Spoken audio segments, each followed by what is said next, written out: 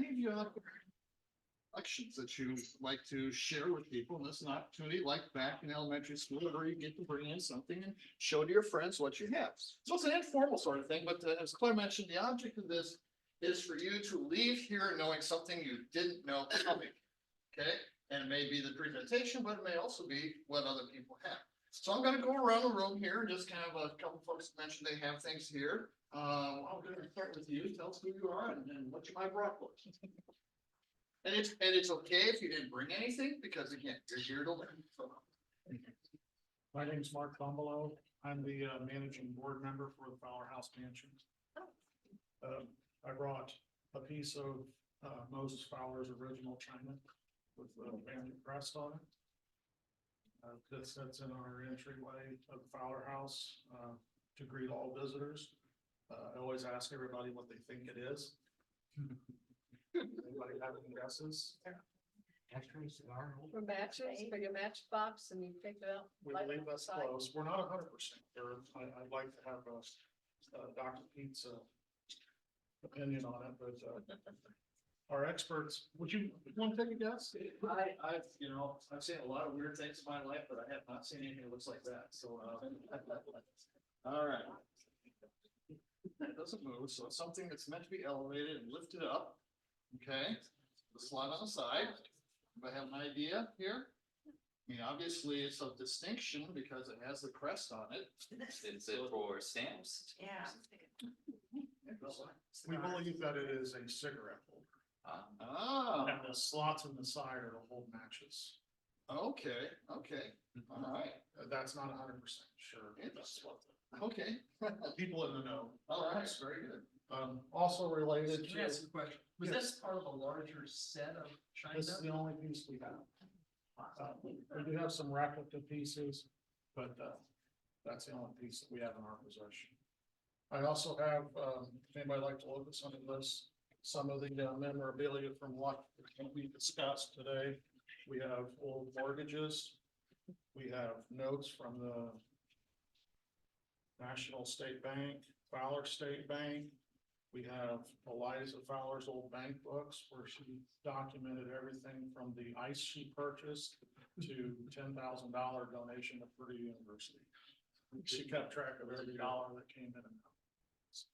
So we have several of those original bank books from various banks. There's even the Fowler or Benton County in here.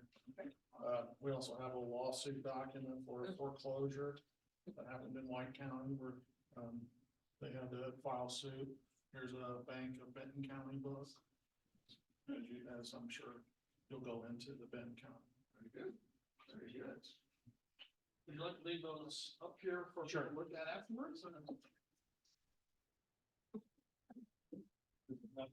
Got a few things up here on this front table that I'm happy for you to come in and look at. That's it. Thanks for bringing that. Okay. First row. Anybody, did you bring anything? I did not bring it. Who's on the first row? Yeah. You didn't bring anything? Boy, I have to say, she brings something every single time. That's okay. It's a toss up, but I decided not to bring it. Okay. Maybe next time. John, bring anything? Just myself, I'm an 18. Okay.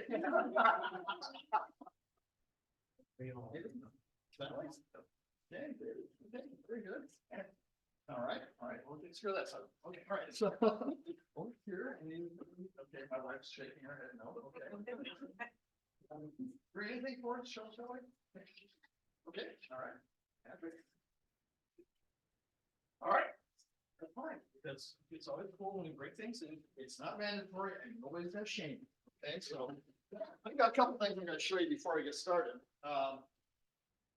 One of them, and you'll see why I brought this in. This is the biographical record portrait album that was widely published, and I might also say widely cited for information about folks. Now, are you familiar with the more modern day version of this, which is called the Who's Who in Whatever? Okay, where if you pay a certain amount, you can get your name and a small article written about you that you can then turn around and buy if you want to. This is the earlier version of it. As you go through and read these things, especially when you're doing historical research, you will notice a number of people that actually cite this as really the source of their information, including about aspects of personality, ethics, morals. Those are all implied in here. Why? Because who are these books being sold to? The people whose names are in here.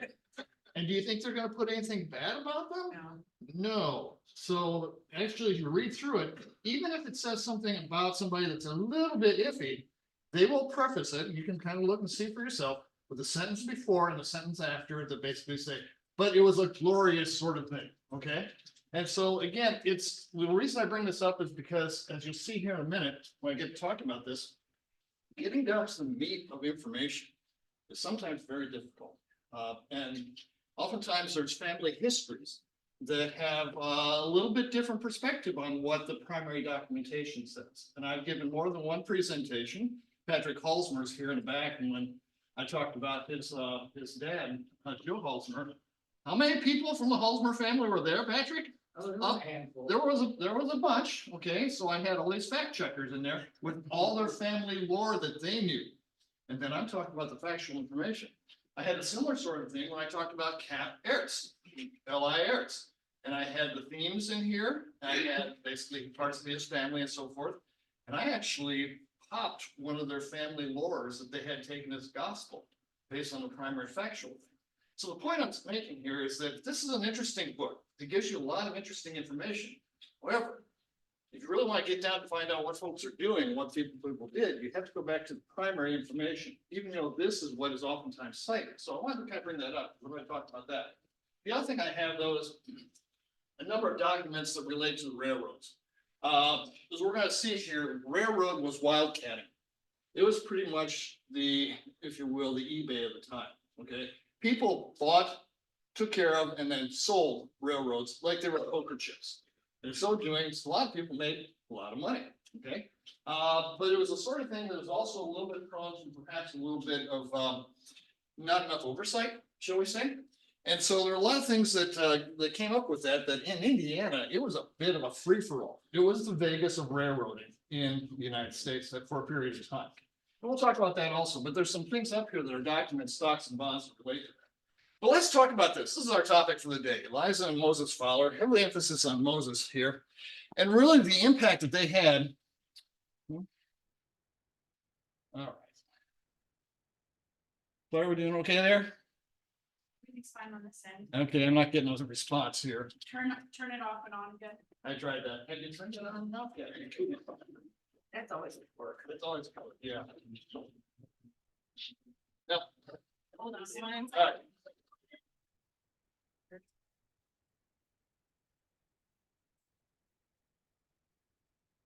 Oh, yeah. Now try. That's got it. Okay, that's right. There's that little stuff. Well, okay. So let's talk about Moses Fowler. You know the house, the beautiful house, beautiful house. Mark, I'm glad you're here with it. You know about the town, Benton County. And you know that Moses Fowler was rich. Okay, we know that for sure. But there's a lot we don't know for sure. And I've underlined for sure about Moses Fowler, really from nobody's fault, but because there's a paucity of information. And a lot of information out there actually conflicts with itself as we go through. So the information, I'm going to give you an example of kind of how extreme the information can be that's different. Citing the biographical record that I just showed you here, this is what it talks about Moses Fowler. Possession of a warm heart, a genial and sympathetic nature, irreproachable public and private life, the humblest of citizens, and robust values of which honesty is listed as number one. Okay, very positive sort of thing. All right, I can like that. He has that kind of gentle face. He looks like I can buy that. From the Boswell Argus newspaper, small newspaper, produced an article after his death in 1889 that was circulated among several newspapers in Indiana. Not that it was right or wrong, but it gives a slightly different picture of Moses Fowler's life. Wanted to be rich and permitted no sentimentality to stand between him and his cherished object. Friendship he had none, and no concept of the meaning of the term. A professed Christian, he had none of the Christ spirit, and he failed to leave a name his fellow citizens could point to with pride and gratitude. Now, that's a little bit harsh, okay? Obviously, though, there's different opinions on the same subject matter, living the same life. So the point is that Moses Fowler kind of is a grand illustration of what we might call a cautionary tale for doing historical research. Because when you have such varied opinions like that, you have to sort through a lot of the information. And this is something that we see over and over again. John Norberg's in our audience here, and he's, of course, a very well-known author also. But we run into this all the time. Authors may accidentally or intentionally infuse their own interpretation of persons' motives, ethics, and their inclinations.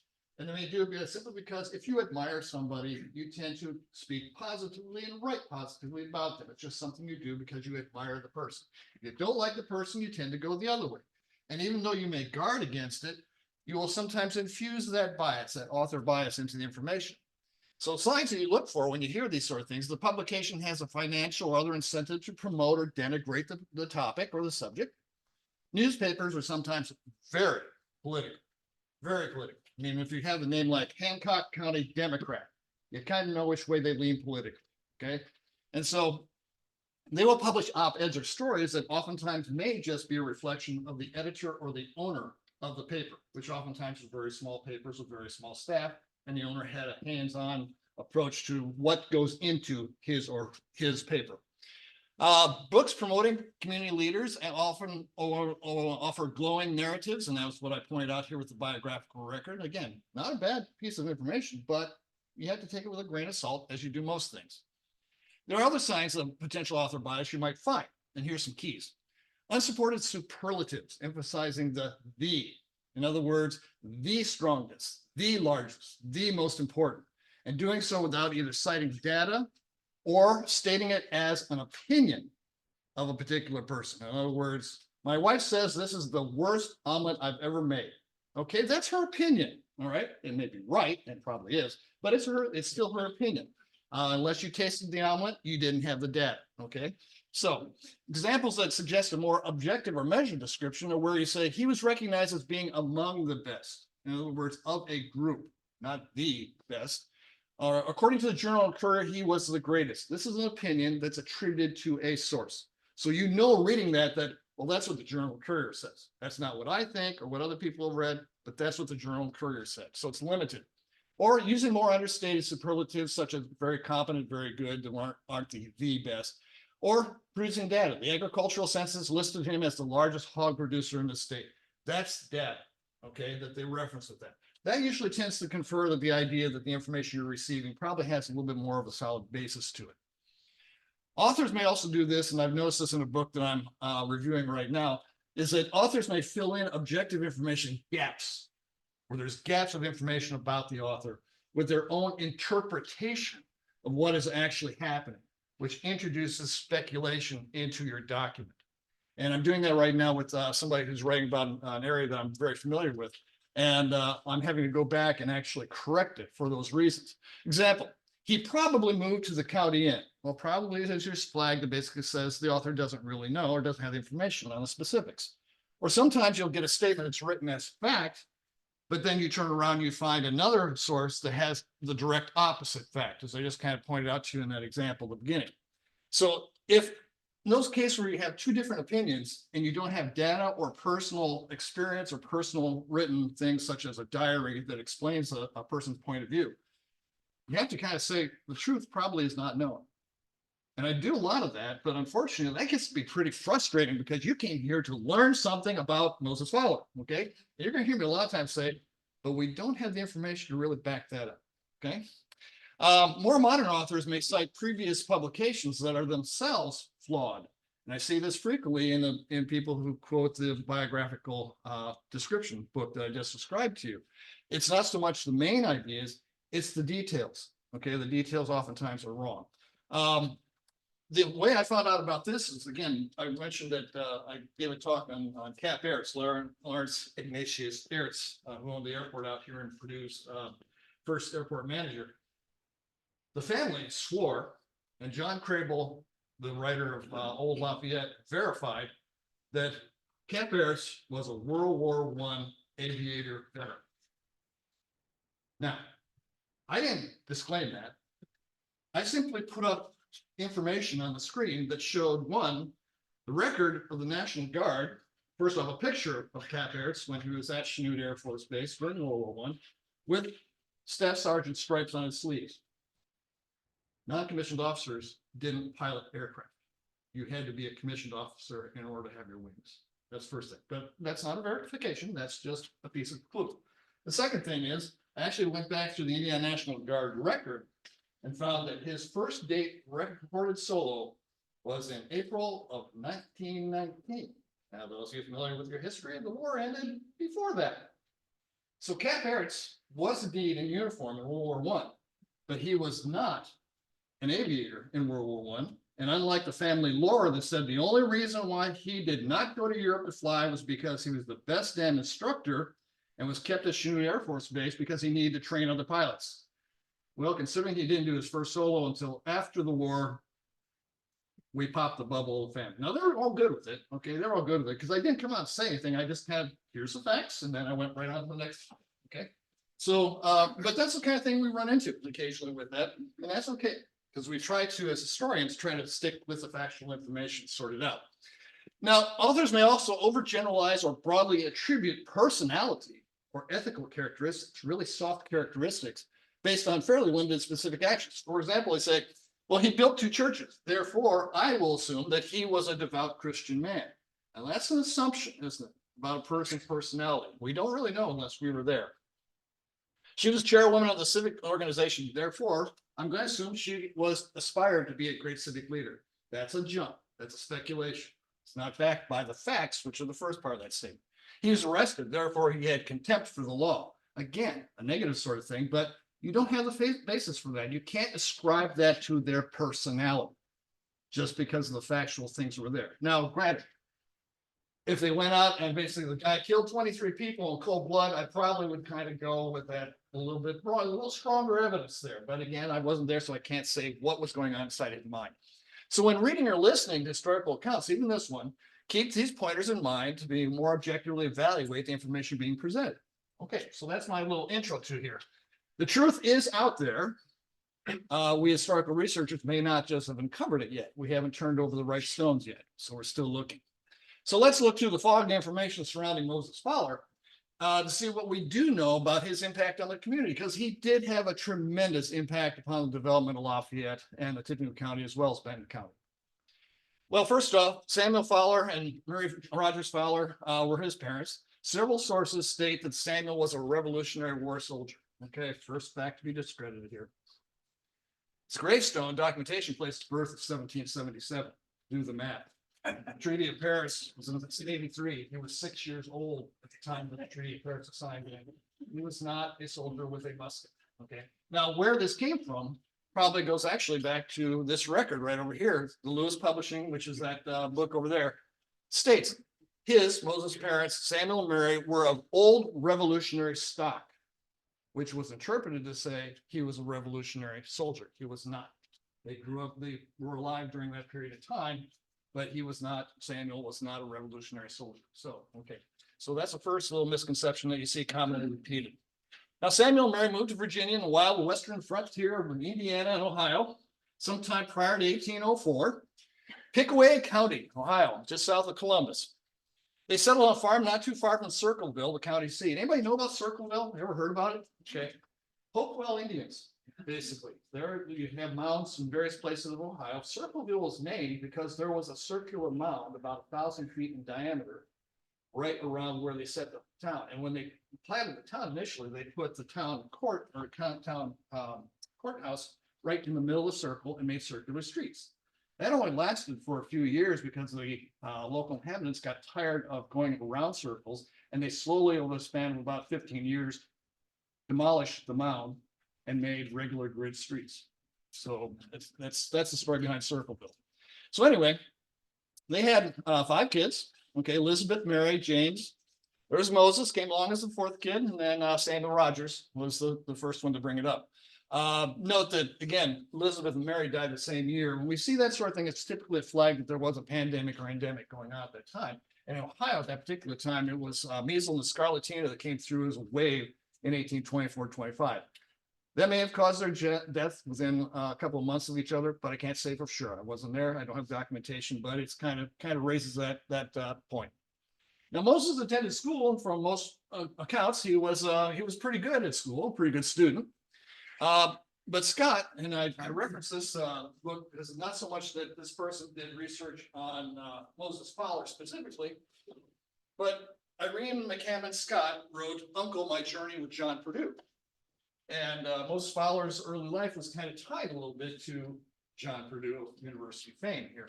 And she actually goes through and quotes where her sources were and actually went back and visited Pickaway County, went to the courthouse records, et cetera, to try and verify things. Is what we would call primary sourcing, trying to get back to the primary source. But she identified in those records that Pickaway County identified that one of Moses's teachers in Circleville School was 27-year-old John Purdue. At 16, Moses successfully apprenticed under a tanner named John Bell. Supposedly, I'll say reportedly, he was impressed with Moses so much that he was offered a partnership in the tanning business.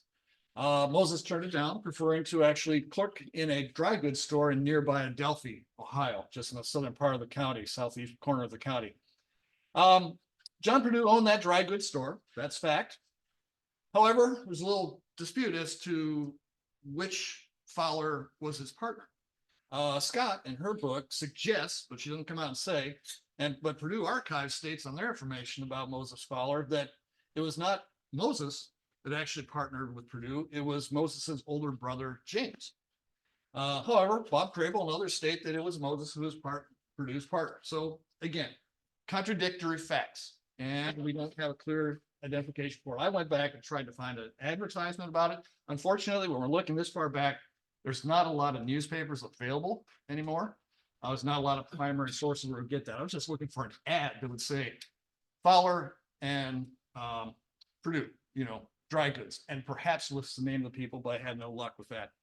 But the biographical record over there does not state who owned the dry goods store. But never mind. All right, we'll just pass that one off because that's still a little bit of a mystery. Regardless, we do know John Purdue was in Adelphia in 1839. John Purdue arrived here in Lafayette.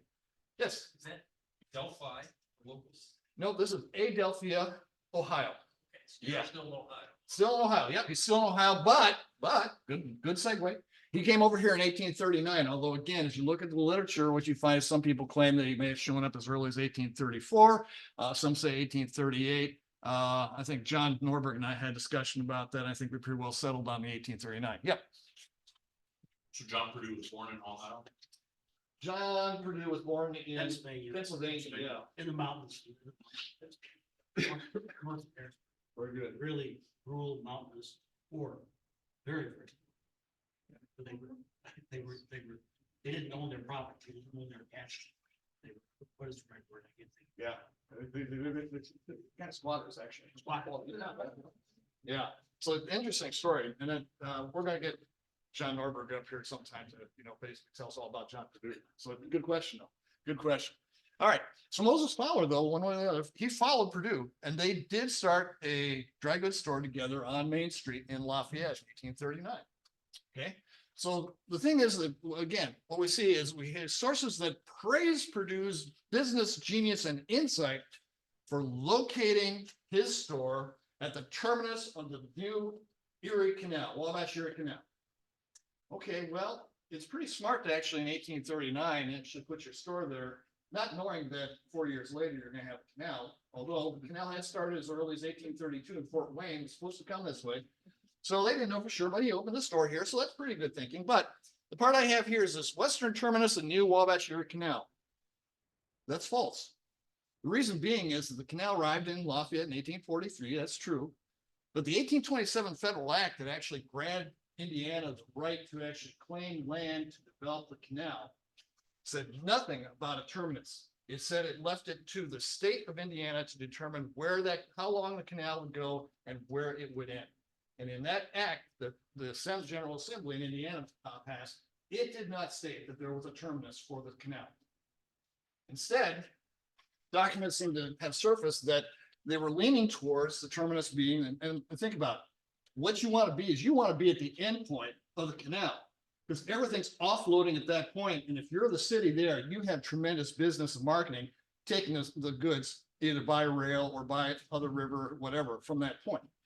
But the General Assembly originally determined the terminus would be at the Tippecanoe River. And of course, that's where Digby, our city founder of Lafayette, decided he would go out there and found Americus. just down the road on US 25 here, okay? Well, didn't work out so well for Digby. Actually, it did. He sold all his property before this news came out that the terminus was going to be moved to Terre Haute. So he made out pretty good. The people left with lots there. Well, if you've ever driven through Americas, you kind of get an idea of how well it prospered. So, all right.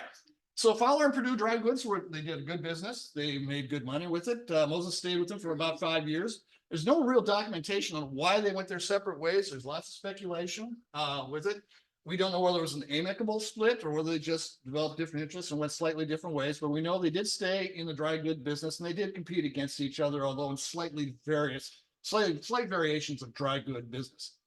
One source states that Fowler was so successful, he had, and this is repeated in multiple sources that kind of all come from the same primary source, so successful he had a, quote, fleet of steamships under contract with 6 to 8 docked at the Lafayette port at a time. And you can just imagine these steamboats docking here, unloading, stevedores coming down, loading stuff in and out, and the boats are coming and going to, okay, look something like this.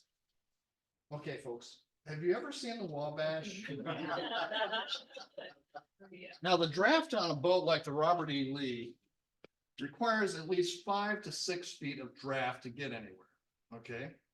The Wabash generally in this segment, if you look at the hydrological data, runs on average between 1 and 3 feet deep, okay, for much of the year, which means a boat this big couldn't get anywhere close to here, even though it said the largest steamships could make it to Lafayette. The data tends to suggest otherwise. The reason being is that they more look like this. This is a packet steamer, which were ones that typically plied the smaller rivers, smaller being less than the size of the Mississippi or the Ohio, okay? And so these packet steamers were the ones who generally went upstream in the smaller streams and smaller rivers to actually deliver things because they only had a draft of about 2 to 2.5 feet. So they could go into the shallow areas. So again, the smaller steam, they're still steamboats because they were called, they're steam powered packet boats. And the wharf at Lafayette was not this beautiful dock that you see from Showboat and other movies like that, okay? It was literally a few posts that they could tie up to, and oftentimes a dock that was either pushed out or was kind of floating on the water. They did have a dry dock supposedly where they could actually repair boats with that.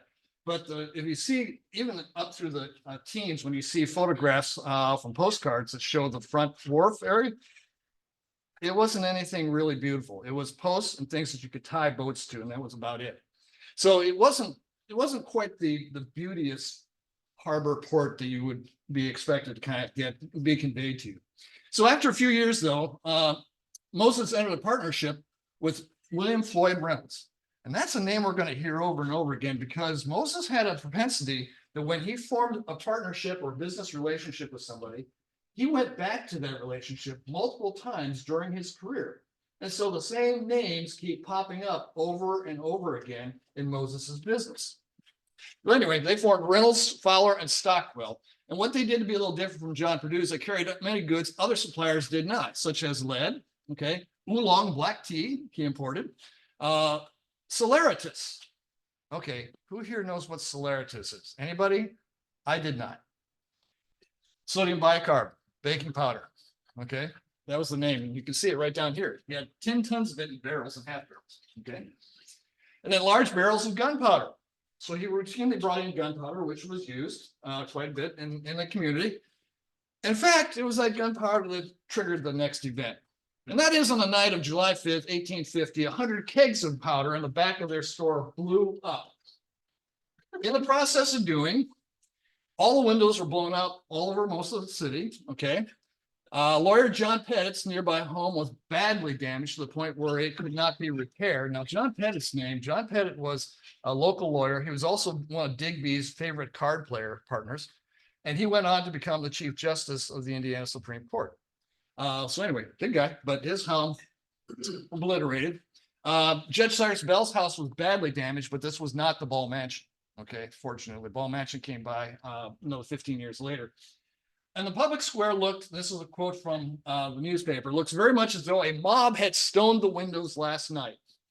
The building, this is what they presume, the building was of wood and is supposed to have been set on fire by an individual anxious to distinguish himself and make at least some noise in the world. With 100 kegs of gunpowder, you can bet damn well sure he did. Okay. It was estimated to take thousands of dollars to repair the damage, which they did, and then went back to business. But it was quite a thing back in that period of time. That's a story that's not very well known. Late in 53, Moses and the firm of Reynolds, Fowler, and Stockwell merged with Adams Earl. Now, Adams Earl is another large player in Lafayette and development Lafayette, and he and Moses are going to play a role all through their lives, really. So they moved into the John Purdue block, which is, I think probably is, again, here's South Street, Lafayette, West Lafayette's over here, Columbia right here, and right between the two is the John Purdue block. It was one of the first areas plotted. In fact, it includes plot number 1 of the original Digby plot for Lafayette. Both men were aggressive businessmen.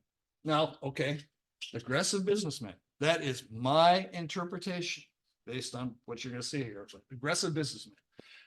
They're also brother-in-laws. Now, that's a fact, okay? Because Moses married Eliza, the daughter of James Elkins, in 43, not 44, as you see in about half the sources. They say that they married in 44, but it was actually late in 43. In 47, Adams Earl married Eliza's sister, okay? And so they were brother-in-laws in addition to business partners. Now, they would vie for the title of richest man in Tippecanoe County, and really in this part of Indiana, with John Purdue for most of their lives back and forth. Their joint grocery venture expanded rapidly, and they took in Henry Bruce as a partner and formed Fowler, Earl, and Bruce. In 1860, Adams Earl bought out Fowler and Bruce and went off on his own and actually joined with Hatcher, William Hatcher. Now, those of you, again, who are familiar with history in the area, the Hatcher name is also very prominent. By 1865, Earl and Hatcher had grown so large, they had to move out of the Purdue block. And so they moved literally next door and built their own building, which was the Earl and Hatcher block, the building of which is still there today.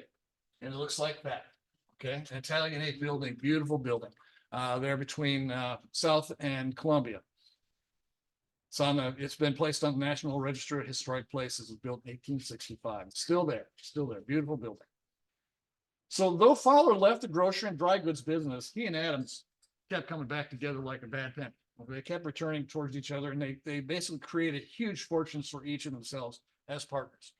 Which brings us towards an interesting change in Moses Fowler's career. He started to develop an interest in banks, and it probably is explained best by what was happening in banks. Now, okay, Indiana by 1855 was not that far removed from being backwood territory, literally territory, right? Became a state in 1816. Now, most of us in here, few exceptions, can remember 45 years ago, all right? That was about the period of time we're talking about, from 1855 back to 1816. So Indiana tried to be ahead of the curve and actually tried to establish banks in Indiana. And they created 2 territorial banks, one at Vincennes, one at Madison. It was the first attempt to actually have a source for paying Indiana's debt and also for currency, standardized currency. This didn't do well. Both of those banks failed by 1823, and the only bank issuing currency after 1823 was actually the Philadelphia Bank, the second bank of the United States located in Philadelphia, which created a currency shortage, meaning the currency that they used was not paper, it tended to be coin. And so because they couldn't get the coin, it was hard to conduct commerce. In 1832, President Andrew Jackson killed the second bank, causing a shortage of hard currency through Indiana, and prompted the legislature in 1833, the next year, to actually establish the first state bank of Indiana, with the intention, again, of issuing its own currency, that you see up here in the corner, and then servicing the state's debt. Now, the state wanted to make sure this succeeded. So what they did is they granted a charter that allowed for 13 branches, including Lafayette, and guaranteed no other bank could receive a charter during that period of time. So there was not competition. Hugh McCullough was the first president of the Bank of Indiana. He got the job because he showed up for the interview. Literally. We're in the territory of the just turned state, Indiana. Nobody from the East Coast banks wanted to come. John McCullough was not a banker. He was just a guy who had a little business background and wanted a job in Indiana. Hey, Hugh, you got the job, okay? And he became the president for most of the early years of the Bank of State of Indiana. However, in 1852, the Indiana General Assembly passed the General Bank Act, and here's the key point, which allowed multiple private commercial banks to now be established. The lift for the charter was the charter, what's the word I'm looking for? Encumbrance was lifted. This is probably what likely, again, assuming, attracted Moses Fowler's attention because this was a new venue. So in 1855, Moses entered banking as one of the directors of the branch of the Bank of State of Indiana at Lafayette. He became one of the directors there. Now, Moses had no banking background, but he got to be the directors with that. And these are people, again, the names on there, some of you will recognize, okay? There were other members of the community. Now, Moses was still been in the partnering business, so he didn't like jump off the bridge and basically try to fly. He still had his foot firmly listed in the dry goods business that was making good money, okay? But the state charter for the Bank of the State of Indiana expired in 1857. For any charter the state grants, there's a time limit on it, okay? And at that time, the time ran out. But Indiana turned right around and created the new Bank of the State of Indiana, sometimes called the second or third Bank of Indiana. And Hugh got to be president of that group too. But Moses now had a different role to play in this new bank. He was now the president of the new Bank of Indiana, State of Indiana, the Lafayette branch, okay?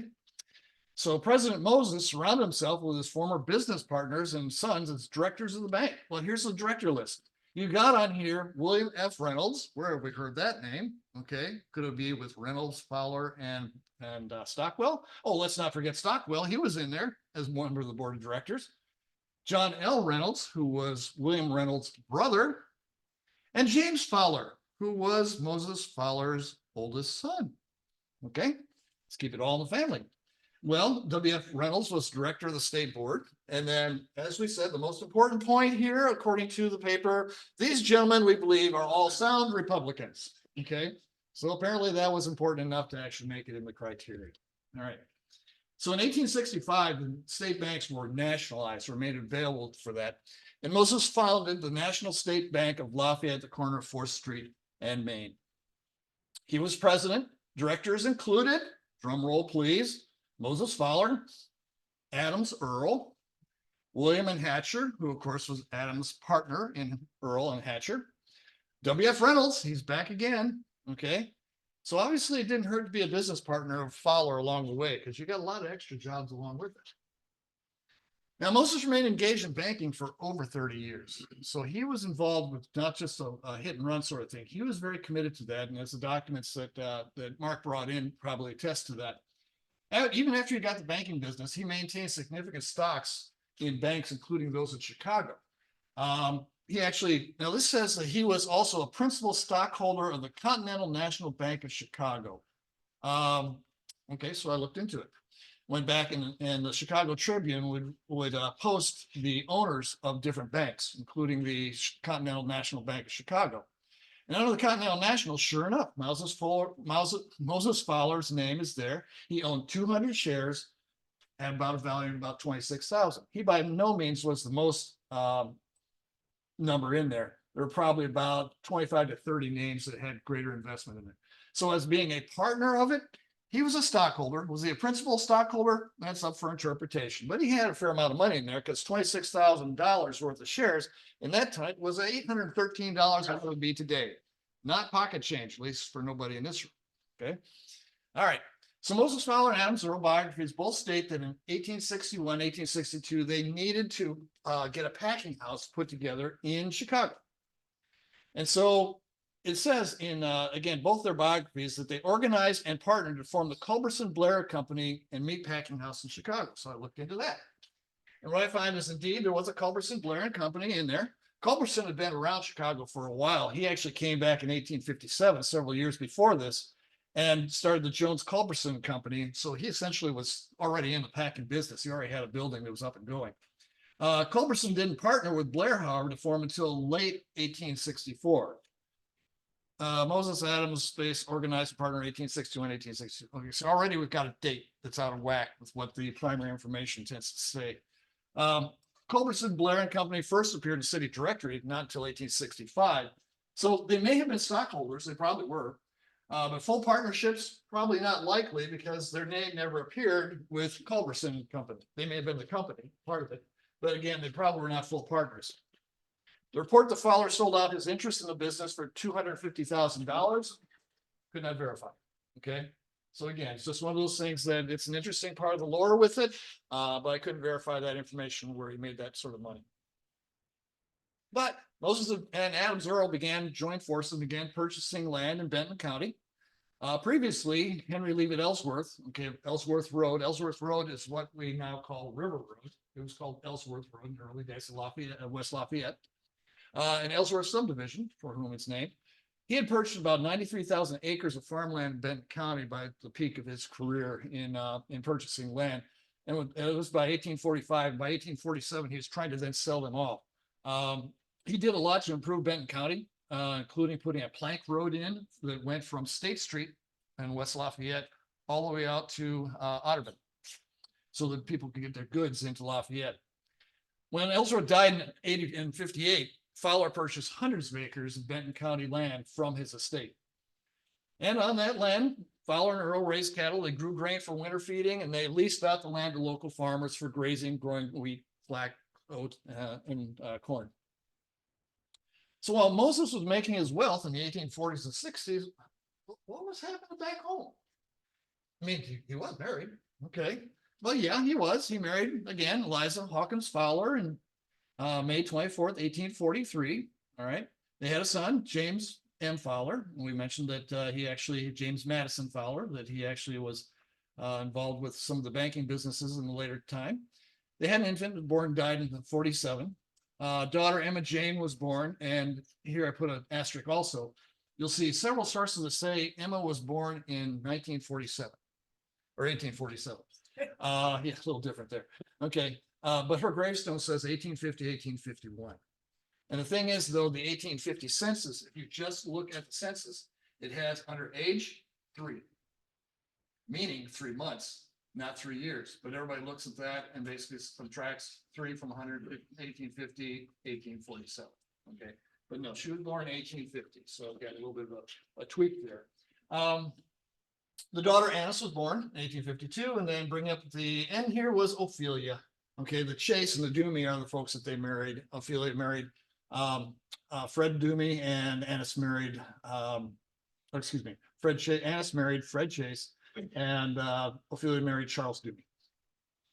Okay, well, and here's an interesting thing that I didn't have a chance to look, but in 1861, in the paper was listed, Moses was sued by his father-in-law, James Hawkins, and the case went as far as the Supreme Court, because it was actually listed on the court docket to be covered in November of 1861. And unfortunately, I couldn't get information for that because the legal outcomes of Indiana Supreme Courts are in legal databases of which you have to become a member of some group in order to get that information.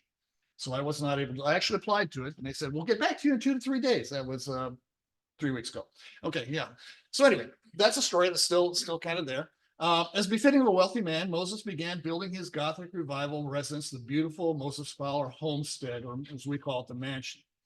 The home was finished in 1852. Look at that beautiful garden, Italianate garden. With it. Again, that's what it looks like today. It's again truly a great place in India, in Lafayette. With the outbreak of the Civil War in 1861, men were of course encouraged to sign up. 1845. Well, as you probably know from your history of Civil War, it didn't go so well. And really, the states were not meeting their voluntary enlistment by 1862. Okay, they're well behind their quotas. That prompted the Conscription Act in 1863, which of course also prompted the draft riots in many cities.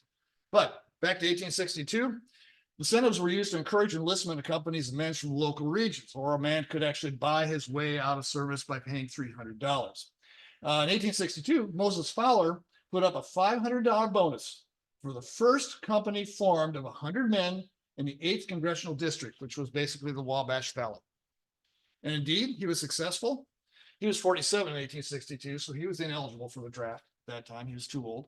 But the prize was indeed awarded to a company from Carroll County. And the company marched from Camp Tippecanoe to the steps of the State Bank of Indiana, where Moses Fowler presented Captain Heron of the newly formed company with a $500 check and made a little speech, and after which they promptly marched back to Camp Tippecanoe. So yeah, so he did his part for the Civil War. They continued their land acquisition in Benton County through the war years, and they accumulated, and this number again is a little bit variable as to what, trying to pin it down. They accumulated, I put here at least 30,000 acres, okay, of which 13,000 was supposedly Moses Fowler's small farm that he had in Benton County. It was common for incomes of the wealthiest to be posted in the local newspaper, so we do know that these guys were pretty wealthy. This is the incomes for 1864, and you see that in the number one slot was John Purdue at $107,000, followed by Adams Earl. Moses Fowler came in third at 80,400, and then James Spears, who actually was part of the State Bank of Indiana, and then a couple other people. Reynolds is in there. John L. Reynolds, who's a brother of William Reynolds, was in there also. So again, this is not chump change. Okay, considering what this would translate to in modern day 2024 dollars. That $80,000 in 1864 today would be about $1.5 million. So that's what Moses was basically worth at that point. In 1852, the first railroad got to Lafayette. Now, the state had been trying to spur railroad development because they saw this as the new way to replace canals and other things with that, and regular roads. So the Lafayette and Indianapolis Railroad Company was formed, and it built a railroad up to Lafayette from Indianapolis. The president of the Lafayette Railroad was none other than William F. Reynolds of Reynolds, Fowler, and Stockwell. Okay. Fowler envisioned that if the railroad just went a little further, okay, it was built between Benton County and Lafayette, then the folks in Benton County, like yourself, could actually ship grain and cattle and meat and so forth to Lafayette, where it could then get on the other railroad to go to Indianapolis and the market there. He also surmised that creating a railroad that ran westward towards Bloomington, Illinois, would allow them to hook up with the main line that went up to Chicago, and they could tap into the market up there. So he's always thinking, okay, well, this is how you make real money in a railroad. First off, you got two towns, A and B. They decide we want a railroad between us, okay? And so you get the wealthiest businessmen in town A and town B to commit an initial investment, and you create the A and B Railroad Company. I mean, they came up with really creative names for the railroad companies back then.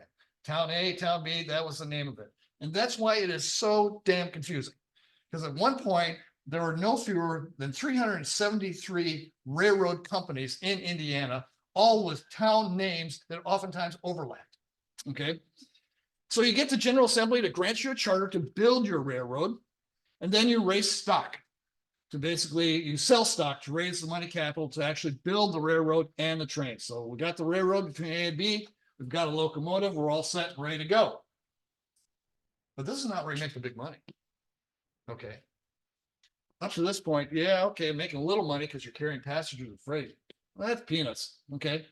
So let's say you got town C and town D, both of which want in on this action. They've got marketing materials they want to send to market. They need a way to do it. So town C and town A get together. They charter and develop the C and A Railroad Company, named after the two towns. Well, C and A wants to use the A and B tracks, but they don't want to build their own tracks. There's no reason when it's already a railroad track. So what they do is that Railroad Company A and B leases the use of their tracks to Railroad Company C and A. Simple enough. All right, I'm going to loan you the tracks. You can run your trains across this at a particular time. Okay. So they make money that way through leasing. But what if town D wants to be able to transport goods all the way over to town A? Wants to go from there to here. Well, town D could do the same thing. It could build a railroad and it could actually then lease the tracks from that. Or it could actually buy out, develop a railroad company, okay, the D and B Railroad, and it could buy out company AB. In other words, I'm not going to lease the track. I want to own it. All right. Well, let's see what happens here. Well, A and B, anticipating that it's going to be selling, basically says there's all this stock we sold to stockholders. We need to buy that stock back so that when we sell the railroad, we get the money as opposed to the stockholders getting it. All right. And so what happens is with the sale, a new railroad company was formed, DA and B. The owners of the now defunct A and B Railroad reap the financial benefit and they get out of the business. So they take their chips and go. All right, they take their money and go.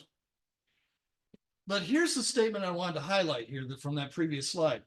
A and B Railroad buys back its stock from the stockholders. Okay. This leads us to the Fort Wayne Gazette article of 1867 entitled Remarkable Railroad Fraud, Systematic Depreciation of Stock. Now, W.F. Reynolds, again, is charged with fraudulently concealing the financial conditions from part of the directors and paying no dividends to the stockholders for 15 years. Whoops. And secretly accumulating the surplus earnings and representing the road as losing money. All the purpose of buying up stock for a song. In other words, he said, railroad's doing horrible. We're going to go broke. Everybody goes, oh, stock value is going down. Well, if you want to get rid of that stock, I'll give you a good deal. Okay. I'll buy it back from you right now before we go on. Buy back the stock. Okay. Now I've got all the stock. I got all the chips. Now I go ahead and I sell. Well, part of the people that they did this to was the Tippecanoe County Commissioners who had bought stock in the railroad. Okay, the Lafayette, Indianapolis Railroad, boatload of stock. Okay, so the commissioners sold it back to them at the bargain price of $25,000 when it was evaluated by an independent auditor to be worth $240,000. And that's where the claim came. They fraudulently concealing the financial conditions and devaluing the stock. Fortunately, Moses Fowler, president of the National State Bank, acted as a quote unquote go-between. He was facilitating the stock transfer, stock buyback. So consequently, as it says down here, the commissioners of Tippecanoe County now sue Reynolds and Fowler for $315,000, which at that point, if I do the math in my head, was somewhere about $6.2 million in today's money. I don't have the outcomes of that particular one. So I can't share that with you, but let's go on because the story continues on from there. In 1869, Lafayette, Muncie, and Bloomington Railroad, and that's Bloomington, Illinois, were incorporated. So that's our towns, basically Bloomington, Illinois, down to Lafayette, and then over to Muncie on the other side of the state. They wanted to connect up through Benton County, okay, right through Moses Fowler and Adams Earl's property. It was owned, the railroad was owned by Moses Fowler, Gustavus Richter, and the president was Adams Earl, keeping it all in the family, okay? The track was built from Illinois to state line, went into business in 1872. Now, there's a lot of things that went on, and I'm going to skip over most of them here. But here's an interesting piece of correspondence that was printed in the Lafayette, or it was printed in the Fort Wayne paper, I believe, back March 10, 1873. It is a letter in total from Indiana Supreme Court Justice John Pettit of Lafayette, Indiana, card-playing partner of Digby, and whose house got blown up by Moses Fowler. Okay, all right. And it was to the president of the Lafayette, Muncie, Bloomington Railroad, which was, of course, Adams, Earl Adams. The letter cited the payment of LMB to 3 individuals for a kind of what was received as a little shady for, quote, legal services for a court case, none of whom of the 3 were lawyers, and none of whom wrote a line of legal brief, consulted with other counsel, or spoke a word in court about the case. So they hired this, and the amounts paid were $7,000, $4,000, and $4,000. That is not chump change. Multiply that by about 12, and you get an idea of what that is in real money, okay, today. So Pettit was saying, this sounds a little suspicious. In fact, he goes on to say that one of the 3 individuals might have been thought the special friend and intimate of one of the judges as they reside at the same place at home. So they were living together, one of these 3 people. It must be thought, held and believed by all, that this money was sought from and given by you for the corrupt purpose of influencing the court or some judge. So in the letter, he comes right out and says it. Now, there's a very long response from Adams Earl that I didn't show here that's in the paper. And again, if you go to this particular thing I can cite for you, you can read all about it. But he comes back and tries to defend it and, you know, does a fairly good job, I guess, for that. But this was basically claiming you defrauded the government, okay? While the information written in a positive spinning publication about Fowler claimed that no suit, and this is a quote, no suit was ever won against Moses Fowler, that may be true, because I haven't been able to find the actual outcomes of many of these cases that basically said who won one way or the other, or whether it was dismissed. Well, so my research has yet not revealed an outcome published in a newspaper periodical. In other words, these outcomes of the court cases, unless they were lower court, were not tended not to be published in the newspapers. So all I can say is I do not know the outcomes of these cases, but I do know that both of them went as high up as the Indiana Supreme Court. 1873 for the Lafayette Indianapolis Railroad case with Reynolds, and 1875 for the case of Tippecanoe Board of Commissioners versus the MB and L Railroad Company. They both went to the Supreme Court. So further investigation is available through limited access legal bases that I have not got access to. But again, stay tuned for further updates. All right. Okay, but however, so things went on. I mean, the businesses went on, but there was a spat between the eastern and western arms of the LM and B Railroad. Now, the eastern arm is Lafayette, Benton County up to Bloomington. The eastern, or that's the western arm. The eastern arm is Lafayette over to Indianapolis and Muncie. The two halves did not get along. Okay. Now it got so bad that the bondholders, the bondholders of the railroad, who were the actual owners of the railroad for the Western Division, so that's Lafayette to Bloomington, wanted to take possession of the railroad because they claimed the railroad directors and officers had mismanaged the railroad, defaulted on their loan. Now, that's more than just saying, oops, I made a mistake. If you defaulted on your loan, the way the loan was written, you actually gave up ownership of the railroad, meaning the directors and the officers had to relinquish control of the railroad. So Moses Fowler had been an earlier owner, and Adams Earl was a previous president of the railroad before it had merged. They still had shares in it, so they had a stake when the railroad went bankrupt. Tensions got bad. They got really bad between the railroad company and the bondholders of the railroad, with both sides obtaining contradictory judgments from different judges against the other party.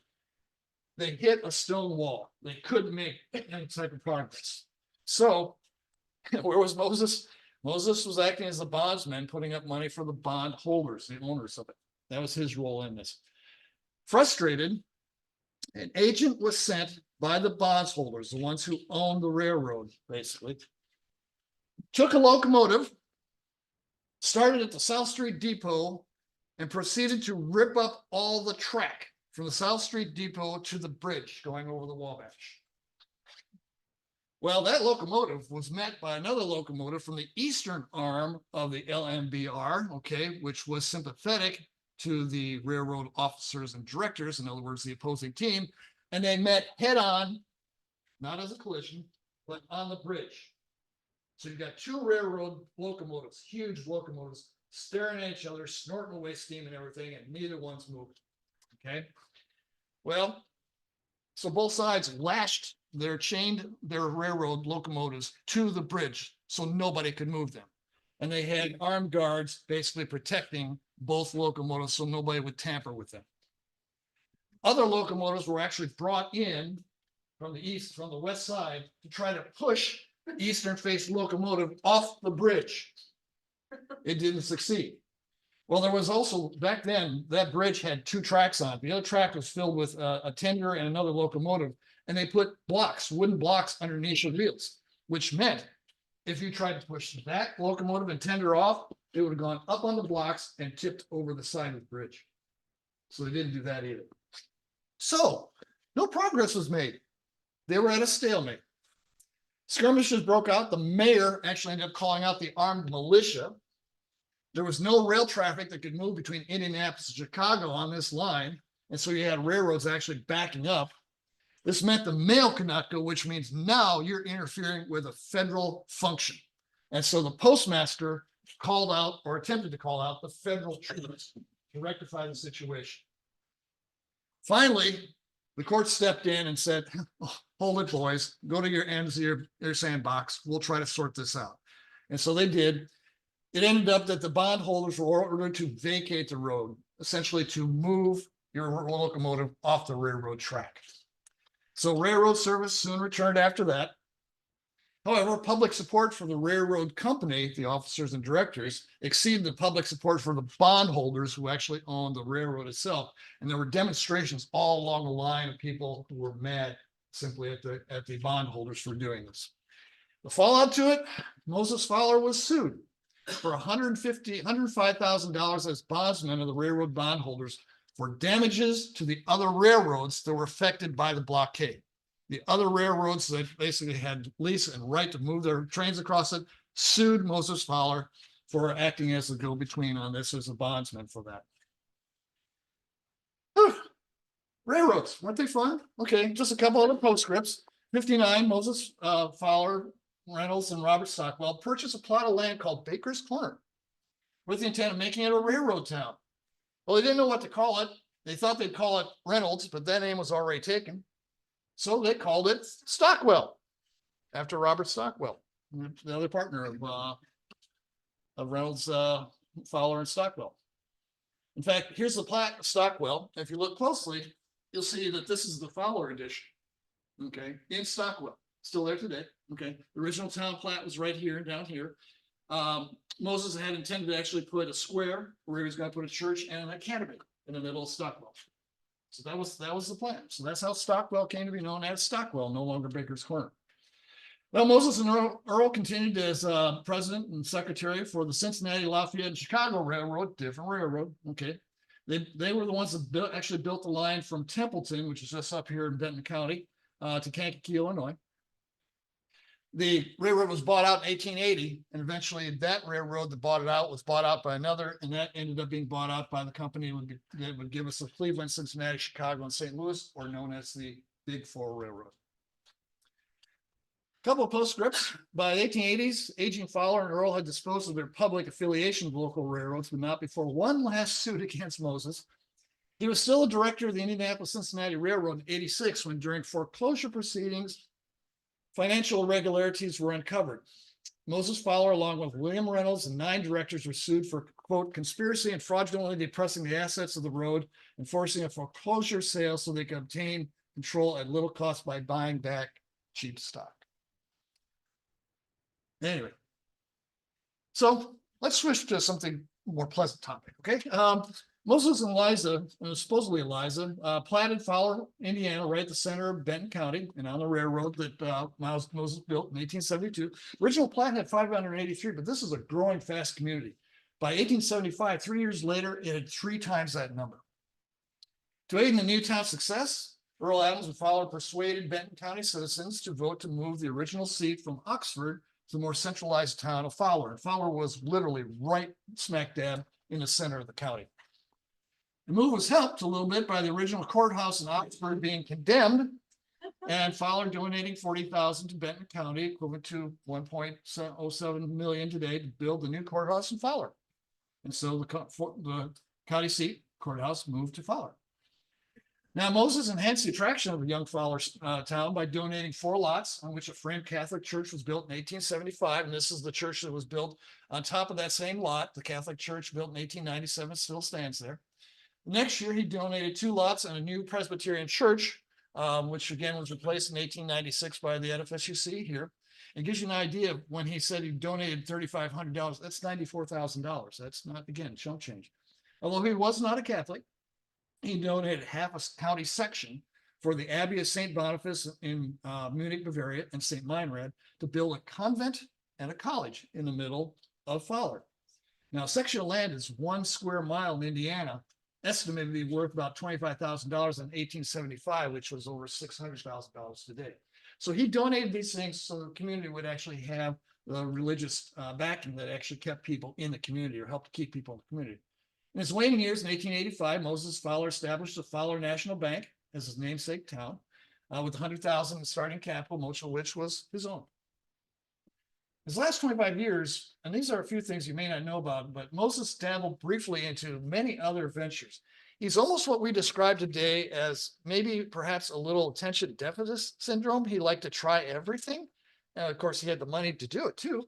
In 1872, he used some of his land in Benton and Warren County to create the Lafayette and West Lafayette Coal Company with Adams Earl, James Speake from the State Bank, and 4 other partners chipping in to purchase about $6,200 worth of stock. All coal mining in the 1800s was underground Indiana. Strip mining and surface mining didn't occur until later in about 1920 on.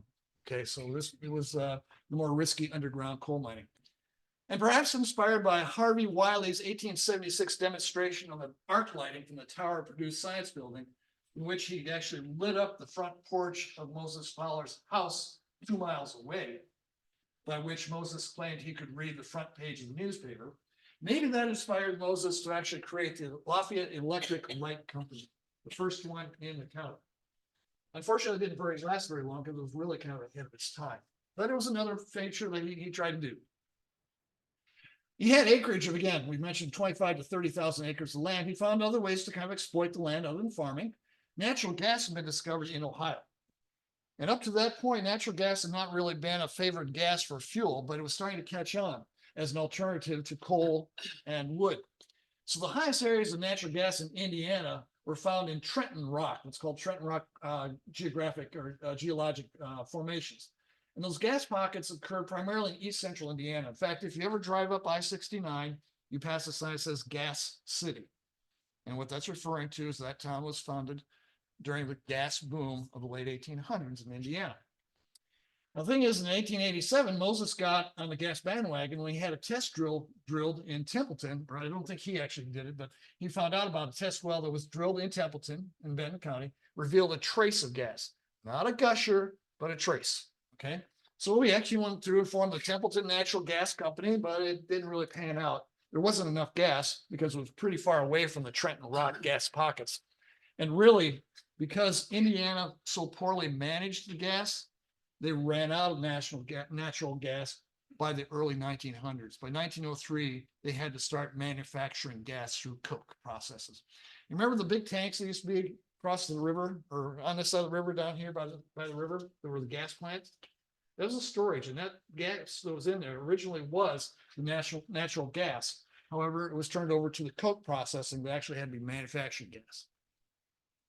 Well, Fowler, no surprise, was a strong Republican from a predominantly Republican state. And with his business connection, he was natural to actually be elected as one of the 4 alternate delegates to the Republican National Convention in 1884. Now, folks, the conventions back then don't resemble too much the conventions today.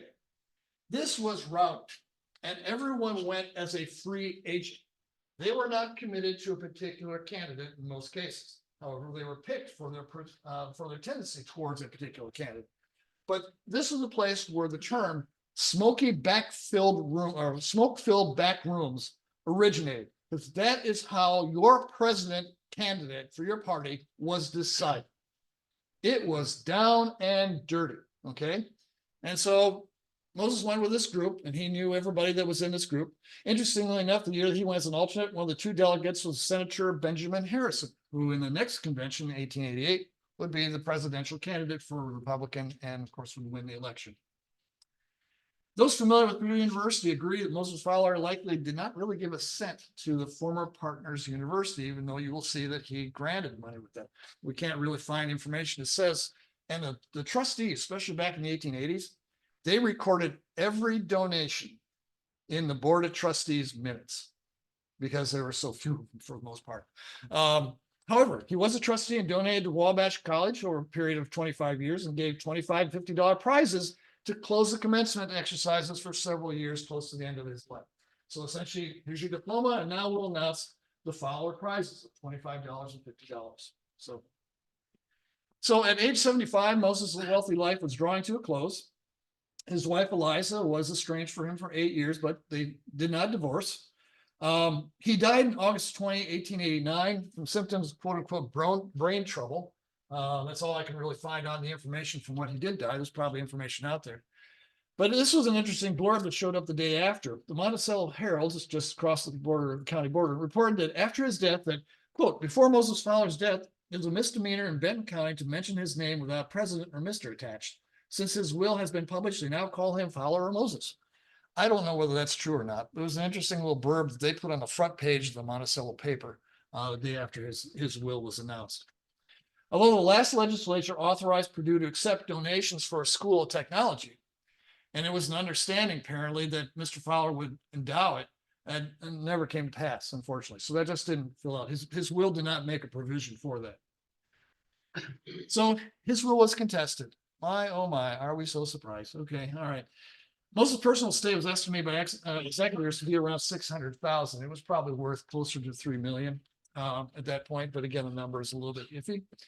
His will bequeathed only 5,000 of that 600,000 to Eliza. So 8.3%. The balance will be equally divided among his two surviving children, James and Ophelia, the son of his deceased daughter, Annis, named Moses Fowler Chase.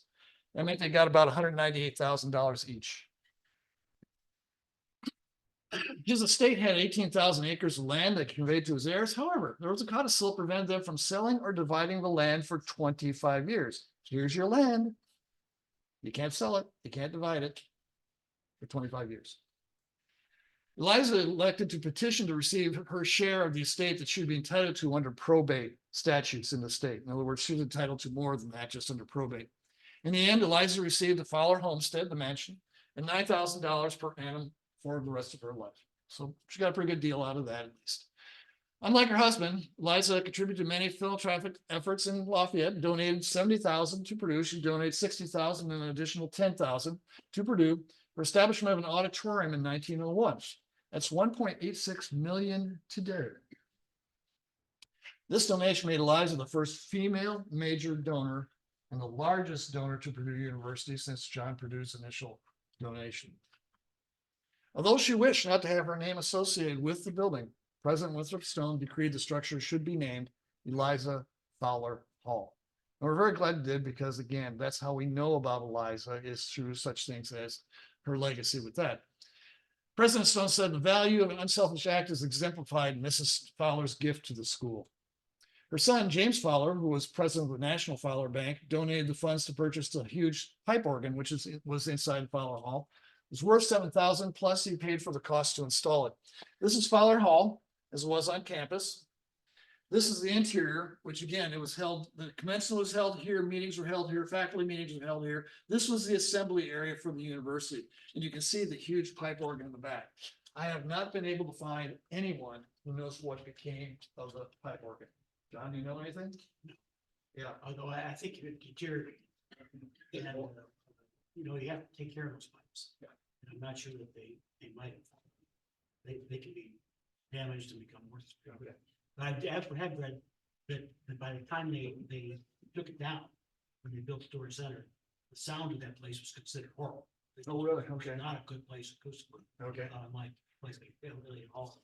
Makes sense. So anyway, Okay, interesting.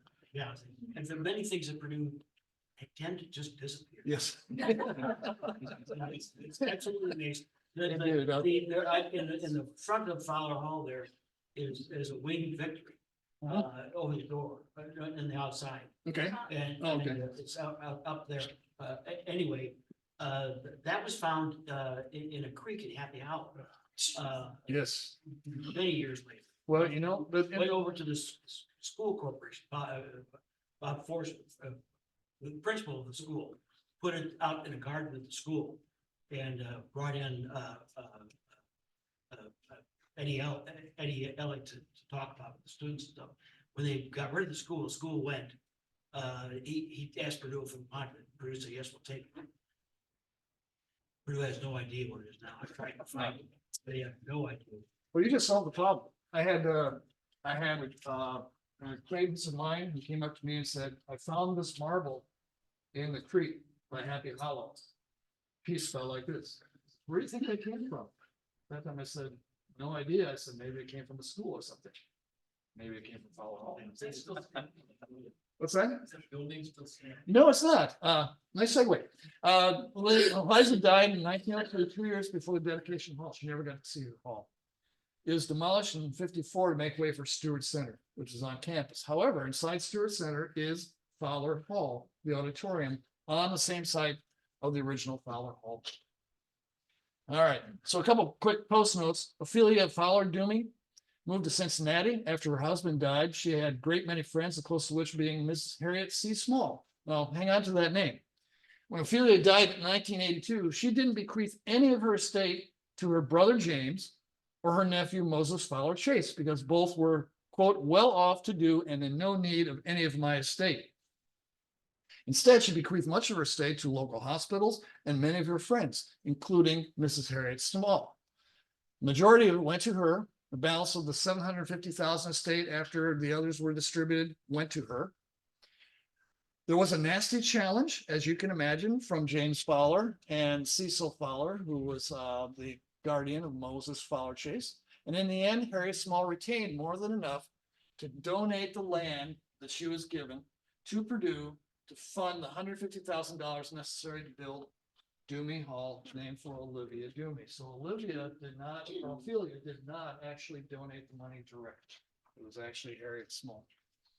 So last point here is about, I had to say just briefly about Moses Fowler Chase. This is something, if you want to read about, you can spend hours. Because essentially, when Moses Fowler Chase, we'll just call him Chase for the sake of not confusing him with Moses Fowler.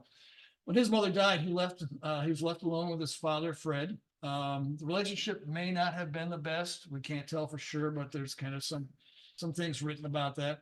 When Moses Fowler died, the patriarch, his will decreed that if any of his children preceded him in death, the money would pass to their kids, not to the spouse.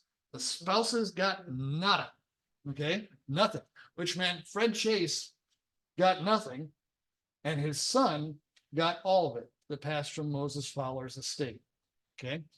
So Moses Fowler Chase became a millionaire, probably a multimillionaire, after his grandfather's death, and his father had no right to control it, except when ensued was a very public custody battle for Moses Chase amidst court battles to prove his mental incompetency, because if he's mentally incompetent, therefore you'd have to have a guardian, and the guardian would control the money. Okay, so following a quote abduction, depending on how the paper played it, the spiriting of Chase from one secret location to another, the accusation that he was in a mental institution in France, that he was smuggled back into the United States. There's all kinds of things with this. This was in every paper in the United States and Europe. That's how big this particular thing was. The fight over the millionaire youth. Ophelia's attempts to be granted guardianship over him, since she was his aunt, were rebuffed finally at the Indiana Supreme Court, and Fred Chase ended up being the appointed guardian. After Fred Chase died, Cecil Fowler, the son of Ophelia's brother James Fowler, became his guardian, and Moses Fowler Chase died in 57 at the age of 78, buried in Lafayette. So that's a whole interesting thing that we didn't get into, because that would be a whole nother talk by itself. So after all that, which version of Moses Fowler do you believe? Well, if you're kind of confused, or you go with somewhere in between, you're probably right. The truth probably lies somewhere in between. Moses Fowler, we know, had a tremendous impact upon the community. He contributed a lot to the wealth and development of it. He and his cadre of folks, including Adams Earl, Reynolds, etc., did a lot for where we are today with that. So there's no denying that. So thank you, Moses. We appreciate it. And there's a lot of your history we still don't know. So thank you for your attention.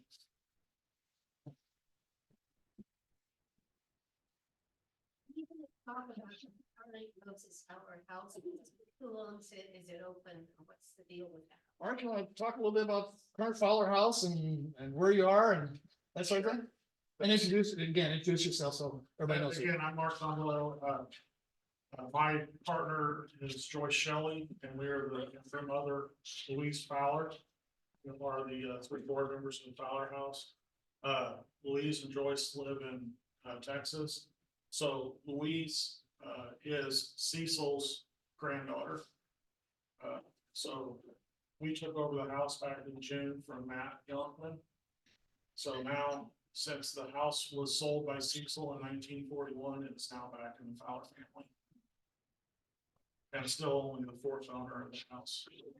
So we are, Joyce and I operate several businesses. We, if you know the Shelley name in Lafayette, the Shelley Trucking come from that background.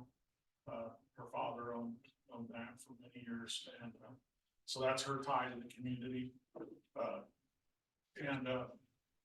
We still operate a trucking company. We also own the Mako Auto Body Shop here in town, of all things. So we run trucks, we fix cars, and we fix food. So we are open to the public at the Fowler House. I hold an office there. We kind of have three different legs to the Fowler House. The mission of the house is still the main point. House always comes first. It's to protect the history and architectural significance of the house and share it with the public. That's our main mission of the home. And then to support that, we do have events that it's open for rentals, for events in the house, big or small. And we also have a catering business that runs out of there, as well as the restaurant. It's open Wednesday through Sunday.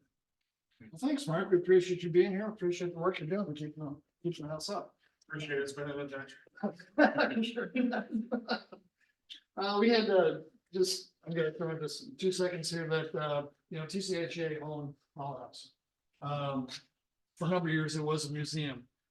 There's a whole story behind that because originally the museum was supposed to be the Wetherill estate. Wetherill bequeathed to TCHA because he was involved in the history, his house and its belongings, and a trust to basically support the belongings and so forth. There was one hell of a debate among TCHA to the point that it got very ugly. I'm reading through the minutes immediately, where you had, among other people, William Reeser, who was president of TCHA at that time, and a very well-known photographer, historian in the area. He was a physician also. He quit under the decision to actually use Fowler House instead of Wetherill's house. But the point was is that Wetherill's house was much smaller than the Fowler House, and so would not have accommodated things. Although Fowler, of course, was a perfect for a museum because it's got so many levels, etc. It was better than the Wetherill house for that, and that's why the board appeared to go in that direction. But that's what we had, and we kept on to it. As Matt Junkman will tell you, again, the upkeep of an old house is very expensive. It got to the point where we're spending so much money on the upkeep of the old house and trying to keep the collection safe within the house, that we weren't able to do other things like programming like you're seeing here today, etc. So that's the reason why we actually sold the house, and Matt Junkman was dedicated to preserving it and improving and Martha carrying on today. So we appreciate that. Okay, we're out of time. So again, thank you very much. One other thing, as you walk by, Mark has a couple things up here. I've got the certificates of also a carpet bag up there that belongs to Moses Fowler. Don't pick it up because it'll probably fall apart. So but take a look at that. Kelly, want to make sure we got that. So thanks for coming, everybody. We'll see you next time.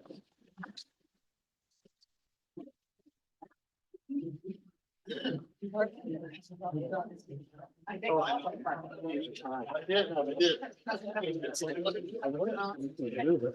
See, it wobbles. It's nice. Gonna get your foot. Yeah, it wobbles, but it doesn't fall down. That's kind of like me. Fowler Hall are gonna be knocked down on the schedule. Oh, yeah. Yeah, I know. Yeah, I think it's gonna be soon. And of course, it's been a very non-functional building for many, many years. I mean, the idea was good, but they never were able to take advantage of It's just like, the only cool part of that building, when I first came here, because I was the library rep for the biology department, I went down the deepest part of the building. Yeah. And they had this big room that had this wall suspended at the springs. And you go, it was just like a spaceship. You go in there and you sit down in this kind of aircraft seat, and they close the door. There is no sound anywhere. You can hear the blood coursing through your ears and everything else. It completely eliminates all sound. It was for their experiments. Wow. For the audiology. But yeah, it's gonna be knocked down, whether or not there's gonna be a new Fowler Hall. Because, the current crop of administrators who knows about the history of what it's. It's all about It's all about business and computers. Well, and technology and aircraft and, yeah. Oh, they would have taken somebody that walked out. Well, that's, you know, I was thinking yesterday when I said that I.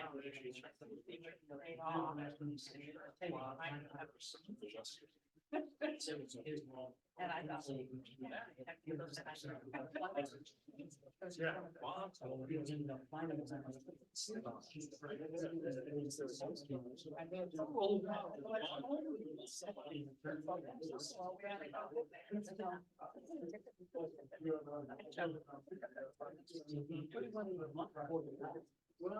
So we gotta move our car. I don't think I should have got something.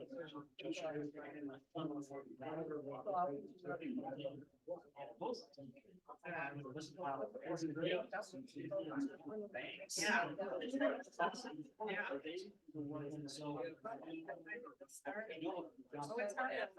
So, yeah, I got.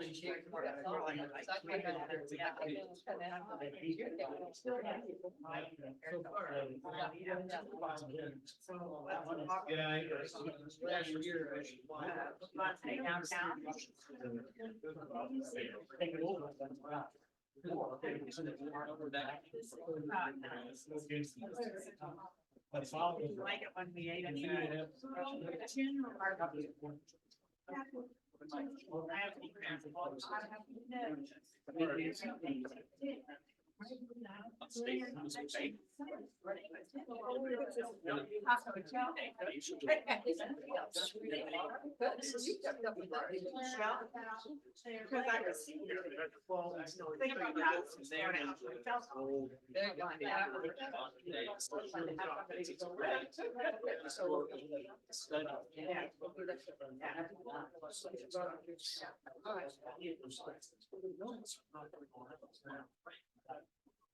Promises of money. So anyway.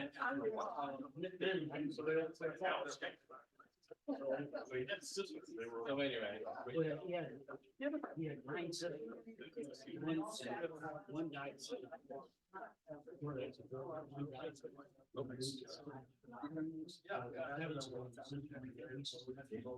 Who took care of it. Man, I don't think.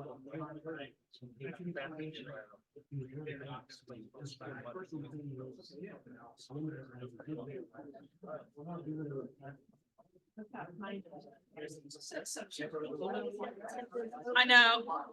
Didn't want to stop him though, because he was in a rhythm.